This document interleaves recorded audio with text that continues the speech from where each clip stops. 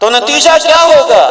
لا يدخل الجنہ قاطع رحیم، یہ ظالم انسان اللہ کی جنتوں میں داخل ہونے کے لائق نہیں ہوگا، نہیں پہنچ پائے گا، نہیں داخل ہو پائے گا۔ آپ اسے معمولی چیز سمجھتے ہیں، سال گزر گیا، نہ بھائی کی خیر خبر، نہ بہن کو ہیلو ہائے، سال گزر گئے، بیٹی سے رشتہ توڑے ہوئے، بیٹے سے رشتہ توڑے ہوئے، آج تو خون اتنے ٹھنڈے ہو گئے ہیں لوگ اسی پہ بس نہیں کرتے۔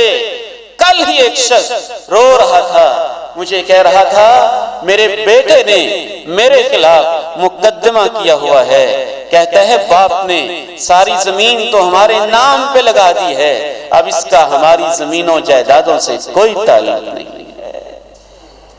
انسانوں کو کیا ہو گیا ہے؟ یہ کس بستی کے باسی ہیں؟ ان کے سینوں میں کیا ہے؟ دل نہیں پتھر ہیں، خون نہیں کچھ سفید پانی ہے، جذبات نہیں درندگی ہے، احساس نہیں مردہ ضمیری ہے۔